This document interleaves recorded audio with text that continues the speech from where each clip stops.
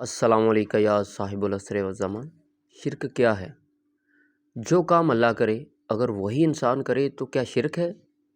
سنا تو ویسے آج تک یہی ہے کہ جو کام اللہ کرے کوئی اور انسان نہیں کر سکتا، اس میں کسی کو شریک کرنا شرک ہے۔ لیکن میں تو آپ سے پوچھ رہا ہوں نا، مجھے نہیں پتا۔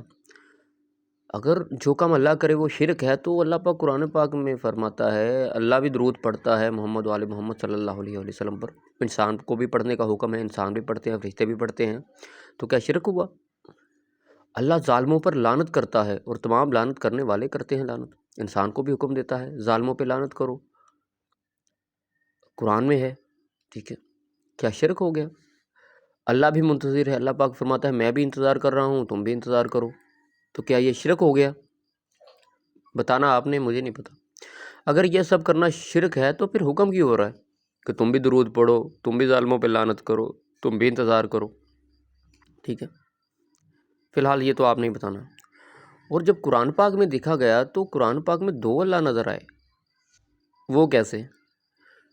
جی، جب اللہ پاک قرآن پاک میں ہے نا آیت کہ جب آدم شیطان نے سجدہ نہ کیا تو اللہ پاک نے فرمایا تم نے آدم کو سجدہ کیوں نہ کیا جس کو میں نے دونوں ہاتھوں سے بنایا؟ اللہ پاک نے فرما رہے ہیں کہ میں نے آدم کو دونوں ہاتھوں سے بنایا، اور یہ ہاتھ تو جسم کا حصہ۔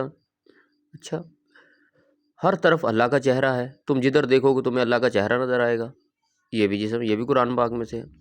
قیامت والے دن اللہ پنڈلی ننگی کر کے بیٹھے گا، یہ بھی جسم کا حصہ ہے۔ یعنی کہ یہ جسم والے پارٹس ہیں، دیکھیں ہاتھ بھی ہیں، چہرہ بھی ہے، پنڈلی بھی ہے، اور علماء اس بات پہ متفق ہیں کہ ہاں جی اللہ کے ہاتھوں، اللہ نے ہاتھوں سے بنایا، اللہ کا چہرہ ہر طرف ہے، ہر چیز کو موت ہے سوائے اللہ کے چہرے کے، ٹھیک ہے؟ قیامت والے دن اللہ پنڈلی ننگے کر کے بیٹھے گا، یہ چیز مان رہے ہیں، قرآن پاک سے مان رہے ہیں، جسم والا۔ ایک تو ہو گیا یہ۔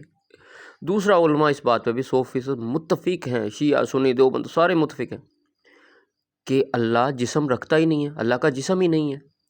اچھا، ایک سائڈ پہ مان رہے ہیں کہ اللہ کا جسم نہیں ہے، دوسری سائڈ پہ مان رہے ہیں کہ وہ پنڈلی ننگی کر کے بیٹھے گا، اللہ کا چہرہ بھی ہے، اللہ نے آدم کو دونوں ہاتھوں سے بھی بنایا، یہ بھی مان رہے ہیں، اور یہ بھی مان رہے ہیں کہ اللہ پاک کا جسم کوئی نہیں ہے، ٹھیک ہے؟ تو دو اللہ بن گئے، دو اللہ تو بن گئے، ایک جسم والا ایک بغیر جسم والا۔ اب مجھے سمجھ نہیں آ رہی کہ ان میں سے کون سا مانیں، جسم والا مان لیں یا بغیر جسم والا مانیں، کون سا مانیں؟ اگر ہم دونوں کو مانتے ہیں، اگر ایک کو جھٹلاتے ہیں تو قرآن کی نفی ہوتی ہے۔ معاملہ ہے کہ کس کو جھٹلائیں کس کو اپنائیں، بتانا تو کوئی ایک ہے نا۔